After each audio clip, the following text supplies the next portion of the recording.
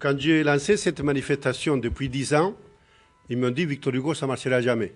Ça ne marchera jamais parce qu'en France, on s'est manifesté contre l'incinérateur, contre les chèvres chauves, contre quelque chose, mais jamais pour quelque chose aussi vaste comme toute l'écologie. Donc, moi, je fais le pari au départ à cette manifestation que je rêve qu'un jour devienne une manifestation nationale, pourquoi pas mondiale, comme une journée mondiale de lamentation, une journée mondiale dans laquelle on râle. Oui, c'est pour râler, pour dire tout ce qui ne va pas, c'est pour dire toutes les stupidités qu'on fait. Donc, c'est pour ça que ce jour-là, c'est un jour qu'on invite tout le monde à manifester avec différents types de revendications, les CEQ, les associations.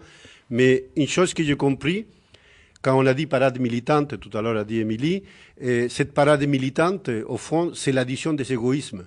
Chacun de nous, des associations, est égoïste parce qu'on veut se battre pour un petit truc, l'autre pour un autre petit truc ou des grands trucs. Mais finalement, on se vient de rendre compte qu'on est très seul quand on se bat pour quelque chose. Et la seule solution pour peut-être dépasser toute cette stupidité de cet égoïsme personnel, c'est l'addition des égoïsmes. Peut-être c'est ça qui va faire la solidarité. Ça veut dire que si tous les gens qui ont des problèmes de bruit se unissent ensemble, oui, on va être plus fort pour se battre. Si tous les gens qui ont des problèmes de bruit ont aussi des problèmes de développement durable ou d'autres gens d'autres types de problèmes, on se rend compte que l'addition de tout ça, ça fait justement la solidarité. Donc, qu'est-ce qui attend de ces manifestations? Les problèmes qu'on a en face sont des grands problèmes majeurs de l'écologie.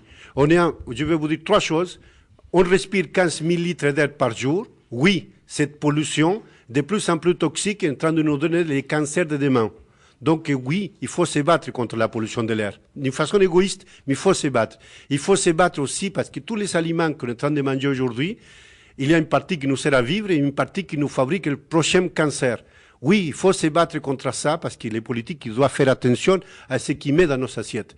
Donc vous voyez, tout ce qu'on mange, tout ce qu'on touche, les cosmétiques, toutes ces choses-là, les différents types de choses qu'on utilise pour nettoyer nos maisons, oui, il y a des produits très toxiques qui doivent être remplacés petit à petit.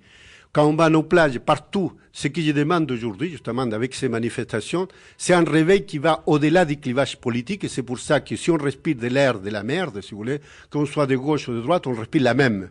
Donc, ce que j'aimerais, dépasser ces clivages politiques et dire, oui, aujourd'hui, on peut se battre sans différence. Ça veut dire que ce que j'aimerais aujourd'hui, que les enfants de demain, et même aujourd'hui, notre génération est en danger. Donc, c'est pour ça que j'ai fait l'appel à la manifestation. Venez, ne dites pas, moi je ne viens pas, ça ne sert à rien, ça sert à beaucoup.